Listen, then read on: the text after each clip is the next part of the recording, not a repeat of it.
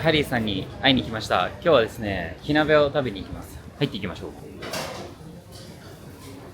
ということで、ハリーさんです。どうもお久しぶりです。お久しぶりです。ちょっと横座っていいですか？はいはい。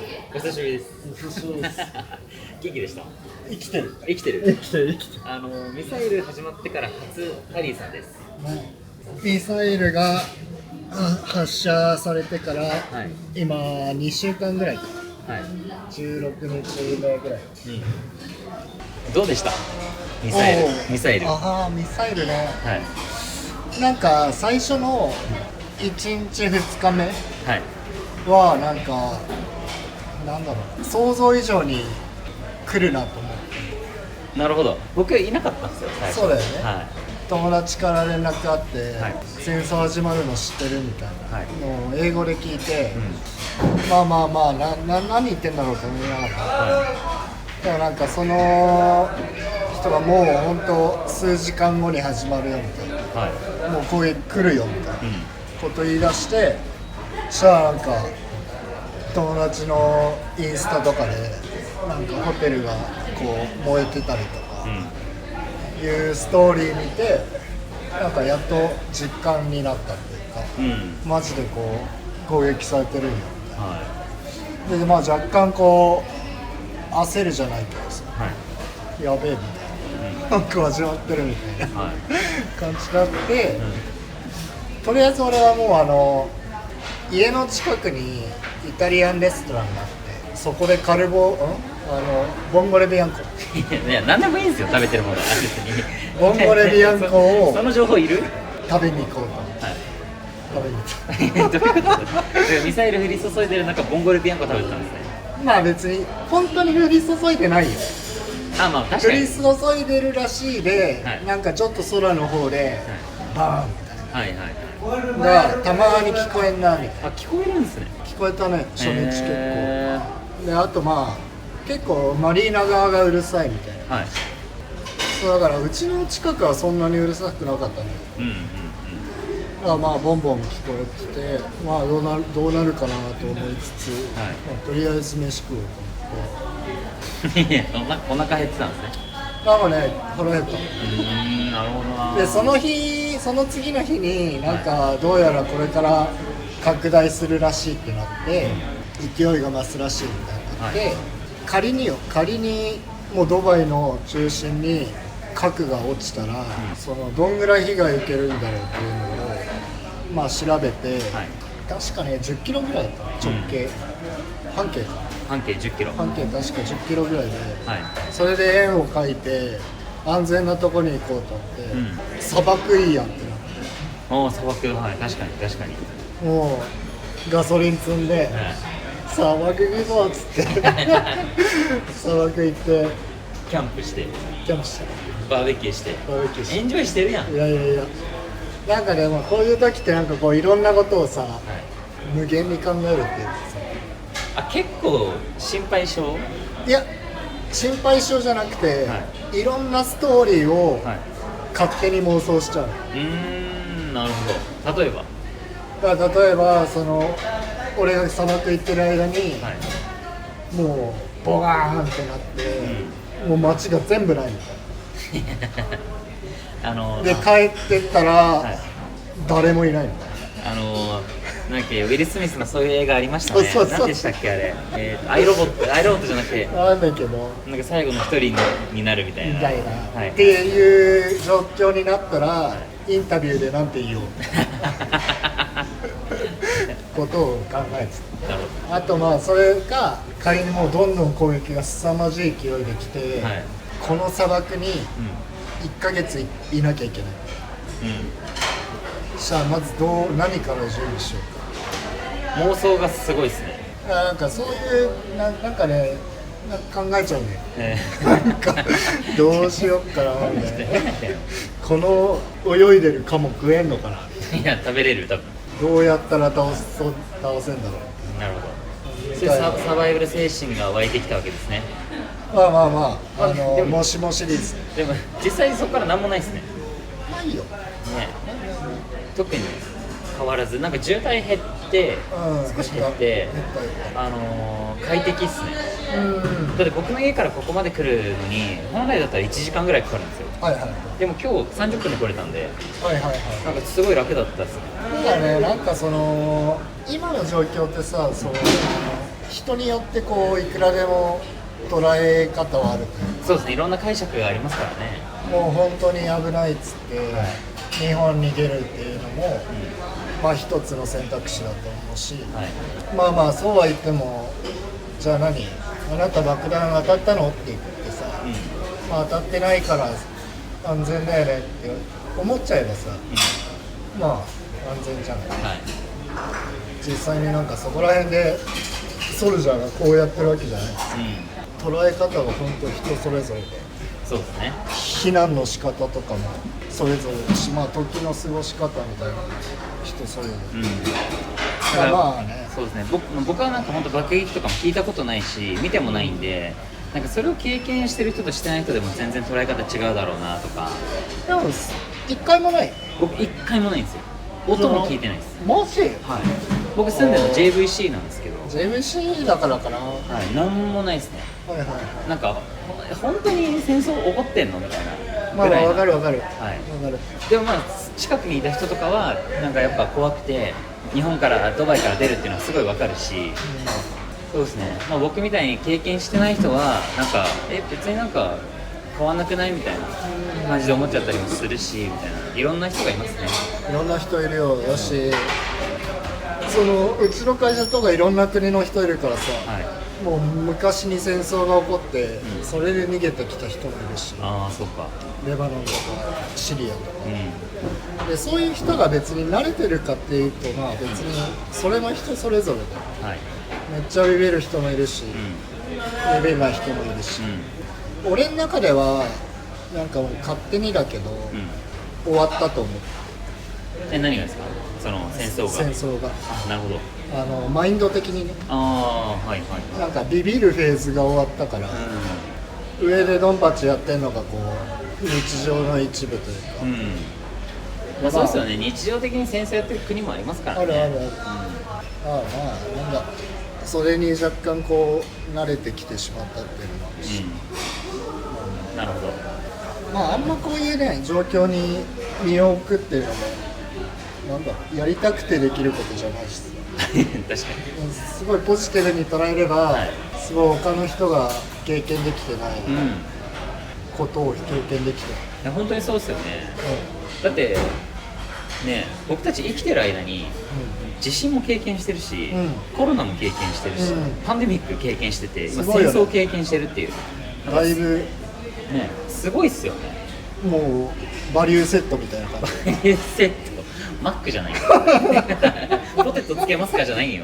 戦争つけますかで来てるわけじゃないんで。 L サイズになってきた。やめなさいよ。L サイズはよくないよそれ。爆弾落ちるからリアルに。でもまあ今はドバイでうちらがこうやって笑えてるのは、まあドバイだからっていうのは絶対あると。ああ、そうですね。そのレバノンとかだったら全然多分状況違うし、今まあねドバイは言うてもね、そんなにこうまあちょっとは怖いけど、まあまあそんなに毎日どっかで何かが爆発してるわけでもないし、そうですね。そんなね爆弾にバーンって当たる可能性なんてさ、多分普通にドライブして交通事故に遭うよりも少ないじゃん。そうですね。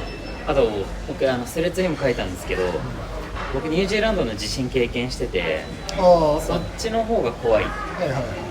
余震でいつ家が崩れるかも分かんない状況なんで、今ってそのミサイルに当たる確率ってすごい低い、でも余震で家崩れるっていつ来るか分かんない状態ですごい不安だったんで、家も揺れるんでね実際で、その時は水も電気もなかったんで、なんかそっちの方が大変だったなみたいな。それは怖いわ。に比べたらなんか今すごい過ごしやすいですよ。マジでどう捉えるか、それ次第。でも多分僕の近くで爆撃音になってたら僕多分めっちゃビビってますね。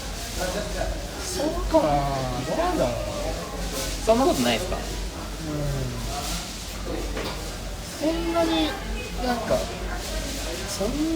まあなんか音に敏感になる癖みたいなのがついてました。なんかもう店員さんがなんかバチャーンってやっただけで、ちょっと揺れる。あれやばくないですか？イフタールの大砲。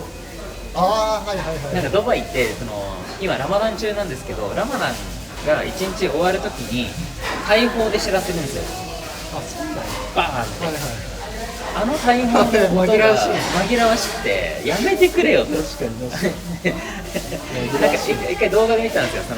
イフタールビュッフェみたいな、でランチディナー始める前にみんなラマダンの時間が終わるのを待ってるんですよ、テーブルでレストランで。で大砲がバーンってなった瞬間にもうラマダン終わって食べていいですよって合図なんですけど、それを爆撃だと勘違いしてレストラン中の人たちがレストランから逃げるっていうことが起きてるっていうそういう動画1個ありましたけどね。めっちゃ紛らわしい。紛らわしいです。なのでこの間行ったイフタールは大砲を鳴らさなかったですね。慣れるよぶっちゃけ。そうですね。結構ね最近も空港の方ですよ、バーンってなって、うちの事務所結構近いから、普通に煙見えて、音も聞こえて、食べながらまた話を聞いていきたいと思います。ビーフ、クラブミート、タカちゃんが合流しました。クラブボール、シュリンプ、ラム、俺ここってさ、もともとなんかさ、棚にあってそれ自分で持っていくスタイルじゃなかったっけ？だった変わったんだ。なんかオーダーシステム、とりあえずこれでいいかな。お願いします。一旦ここは合ってました？何が2人は。最近？1回だけあったの。なんでやったっけ？タコス会。そうだ。ミサイルを横目にタコスを食ってたんだ。のんきやな。バリのんきやん。外でタコス食ってたらな、ミサイル飛んで戦闘機飛んでジョーッつってその後はピーポーピーポーっつって、そうすごい量のね救急車がめっちゃ押しとる、現場に向かってって、めっちゃ押しとるっつって、そのたんびに俺らビール飲みながら花火じゃないんだから建築のあれはどうなんですか？建築関係は。建築関係は今のところ別にプロジェクトはストップしてないし、まあ2種類ぐらい大きく分けるとあって、まあでかいマスタープランレベルのプロジェクトで、まあいろんな投資家がいてこそ成り立つプロジェクト、まあ街づくり系の、それとあと完全にプライベートの、まあ個人系とかの、一応今どっちも続いてるけど、まあなんとなくこのプライベートのプロジェクトの方が、まあ、もう本当個人次第だからそっちの方が進みやすいというか、なるほどじゃないかなと。火鍋ですなんと1人50ディルハムで安い。2000円。いやコスパいいっすよ。マジで助かる。食べ放題です。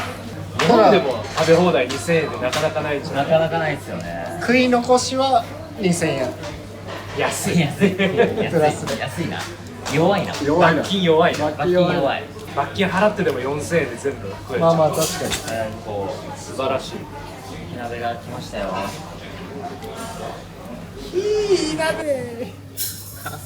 火鍋はマジでなんかドバイ来て覚えた。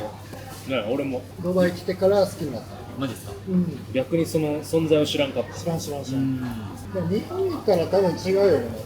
でもなんか似てる。俺日本で食ったことないから日本でもあるんだなと思って。まあ言っとけみたいな。い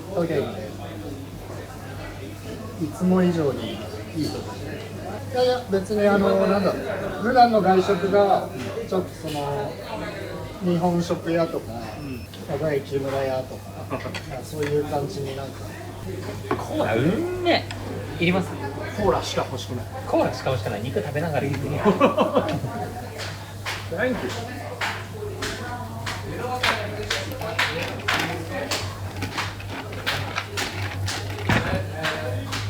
お降りください。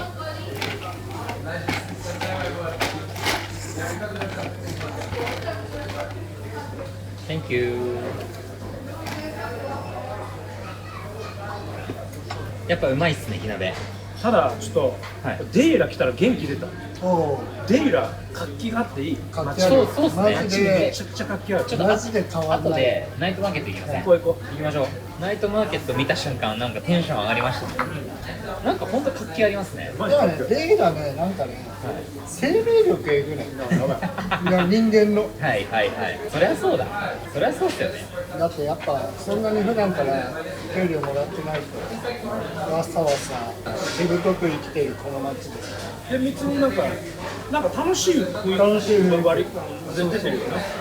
全然英語を喋れないのにひたすら iPhone を売ろうとしてるやつうんこいつマジすげえなと思って売れるわけないよ売れるわけないのに誰が道端の変なやつから買うんだよっていうね。絶対買わん。そういう人たち見てるとねなんか元気で結構ドバイに来て最初の4年ぐらいここら辺住んでるあ、住んでたんですね。そうそうへ会社もこの辺でえ。めっちゃ楽しそう。まあ、確かに楽しそうですね。最悪やったやってもうた。いつ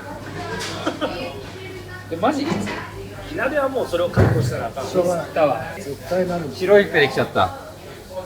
ついてもうた。白い服しか着てへんやんいつもこのはんぺんみたいな何これうまいやん。えあったなんだあ、はゆみ様や。あ届けてるだけだ。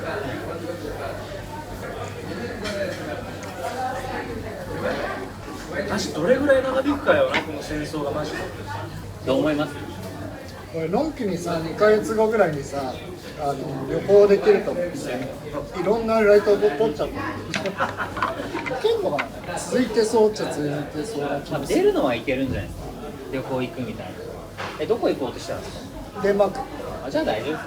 姉ちゃんに会いに行く。そうそうそうお姉さん本出してましたね。ああそうね出してなんかもう一個出しました。3冊目すごいよ。でも高いっすね。デンマークね高すぎる普通に多分月100万ぐらい使うマジめっちゃ高いやばいっすね。じゃあ最近普通に働いてるんですか？朝から晩まで。前と変わらず。でもラマダンタイムだから、いそのファスティングしてる人は3時ぐらいに終わってで俺ファスティングしてないけどまあそれにつられて若干早く帰るあとね今会社がリモートか出社は自分で決めろっていうスタンスでやっててまあスタンスでやってるっていうかそういうリクエストが多くて、俺はもう超出社してるなんでですか？俺家いると仕事あんまなんかできないよなんか誰にも見られてないからさわかるよ。普通にもうコロナの時マジでステイホーム仕事1ミリもできんだった。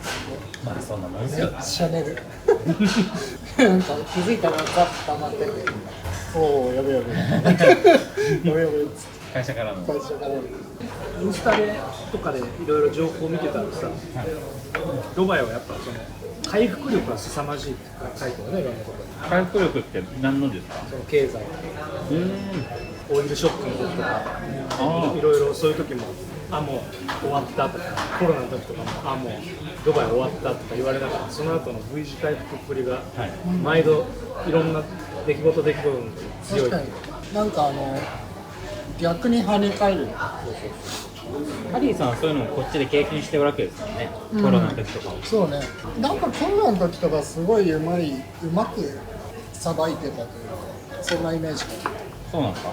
なんかもう本当明日から外出禁止とかもう本当ルールがバンバン決まって、でもそれにワクチンも絶対打たなきゃダメなるほど。打ってないやつはもう国へ出ろみたいなぐらいの強いスタンスで従わないやつは積まなくていいみたいなそんぐらいのスタンスだったんですよある意味従いやすいわけドローンでマスクしてないやつ見つけて罰金とか食らってたり、ドローン飛ばしてるんですか、こうやって。警察がね。ドローン飛んでたで俺ら ID 取るときにバイオメトリクスとかしてるわけよ。顔写真撮ってるし、はいはいはい。なんか顔認識システムがうわあいつマスクしてないこいつ誰だっつって調べて、でこいつか山田明人かってなって携帯に罰金ポンとかすごいっす。すごいめっちゃすごいやん。あと外出するのにもはいアプリで申請して、はいどこどこのスーパーに行きますみたいなへ申請しないといけない。なるほど。でシェイクザイドロードのスピードカメラあるやん、あれが毎回フラッシュして、ナンバープレート確認して、このナンバープレートちゃんと申請されてるやつかどうかっていうのを照合して、されてなかったら罰金。すごくないですか？だからなんかそれをすごいじゃん、スマートじゃんっていう捉え方もできるし、何なんだこの国はっていう捉え方もできるし、管理社会だみたいなね。そうそうそうそう。まあ、人によってね、価値観違いますからね。でもある意味そのめちゃくちゃ厳しく管理するっていうのを結構短期間でやって、はい。でマスク外していいよっていうのはもう結構早めに終わって、多分半年も経たなかったかそのぐらいだった。はい。なんかそこら辺のこう切り替え方みたいなのがすごい。まあ、リーダーシップありますよね。いや、すごい。選びなんか PCR 検査を週に2週間か1週間に1回して、私無菌者ですっていうグリーンパスがないと建物にも入れない。そうだったわ。そうそうそう。確かに。そうでしたね。スーパーとかモールにも入れなかったそうですね。であれすごいのがドバイエクスポもその時期なの。そうだ、懐かしいな。そうだ。それでもあんだけ人来たの。すごいよ。クソ楽しかったね。エクスポすごい。二度とやりたいな。どっち？二度とやりたい。どっち？二度とやりたい。二度とやりたい。エキスポがオープンする頃にはドバイはまあ厳しいけどちゃんとそういう申請をやってれば自由に行き来できますよっていう状態には回復してて、いや懐かしいな、日本館のスタッフ感染してなんかあー閉鎖とかいろいろあったよね。そう考えると日本ってやっぱちょっとこうみんなで管理しようっていうさはい。スタンスだからさスピードがこうね遅いというかさとりあえずこいつがマスクつけてるから俺もつけてこうでずるずるずるずる。まあドバイはまあそういう回復した後はすごい早いじであとはこれもまた見た情報だけど、回復する時とかはなんか欧米とかそっち系の富裕層じゃなくておそらく GCC 湾岸エリアの国の富裕層がドバイに集まってくるだろうと言われてる。なぜなら割と戦争とかミサイルとか日常茶飯事のこの国で結構 UAE ちゃんと防御力高いっていうことは示してるし、だからでもミサイルが飛んでくることすら嫌だっていう欧米諸国の人は減るかもしれないけど、逆になんか中東アフリカの国々の人たちはもっとこぞってくるんじゃないかっていう予想がされてて、まあ確かにそうだわ。不動産とかもなんか安くなったりするかもしれないけど、アラビックのムスリム系の人たちが住む物件とかを中心に見ていった方がいいんじゃないっていう見立ても。なるほどですね。肉頼む。頼みましょう。確かに戦争があって爆弾とかミサイルが実際に落ちちゃってる国よりドバイの方がいいですよ。落ちてないんで、そんなにというか一発も落ちてないでしょ。破片が落ちてるだけ。そうか直はないです。そうちょっとない。確かに。 4人多い。いける。全然十分いいわこれ。全然美味しい。そうですね。なんか今までちょっと高いとこ行ってたのがバカみたいですね。ラインスクエアとか行ってる場合ちゃうよ。そうですね。この2000円の食べ放題でいいっすね、全然。全然いい。これ食べ終わったらナイトマーケット行くので、そちらもチェックしてみてください。ではまた次の動画でお会いしましょう。